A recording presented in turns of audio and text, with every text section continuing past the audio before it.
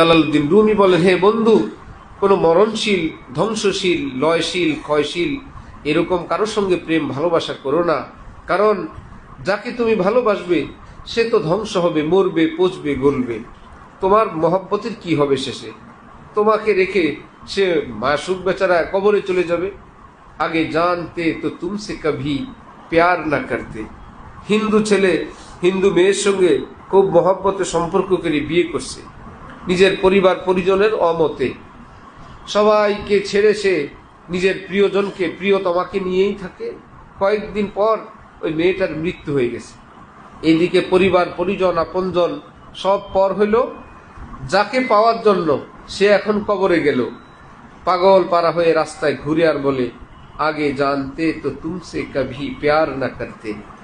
সব ছেড়ে তোমার কাছে আসলাম, তুমিও আমাকে রেখে এভাবে যাবে এ কথা জানলে তোমাকে ভালোবাসতাম না। এশকে বা মুর্দা নবাসাদ পায়দার, এশকেরা বা হাইয়ু বা কাইয়ুমদার। হযরত জালালউদ্দিন রুমি বলেন, এই পৃথিবী যাই দেখো সব ধ্বংসশীল, সব লয়শীল, ক্ষয়শীল, পচনশীল, মরণশীল। যাকেই তুমি ভালোবাসবে সে মরবে আজ অথবা কাল। কিন্তু তুমি কি করবে? হযরত বলেন, মাটি যোগ মাটি সমান সমান মাটি যোগ মাটি সমান সমান মাটি যোগ মাওলা সমান সমান মাওলাওয়ালা, আল্লাহওয়ালা। মাটি যোগ মাটি সমান সমানও মাটি, আর মাটি যোগ আল্লাহ সমান সমান আল্লাহওয়ালা। এরা কখনো মরেও মরে না, মরেও অমর। বড় পীর জিলানী দুনিয়া থেকে চলে গেছেন, সবাই কি ভুলে গেছে না মনে রাখছে?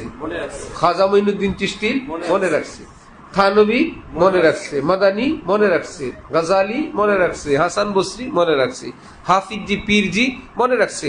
কেউ ভুলবে না, কারণ কেউ তাদেরকে নাম মিটাইতে পারবে না।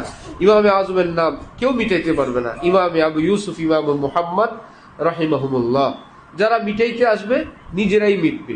ইসে মিটনে মে वो मिट जाएंगे खुद, ये नक्शे सेजदा है कशका नहीं है। এইরকম আল্লাহ যাদেরকে প্রজ্বলিত করেন, আল্লাহর জ্বালানো আগুন প্রদীপ যে নিভাইতে আসবে সে নিজে পুড়বে, প্রদীপ নিভবে না।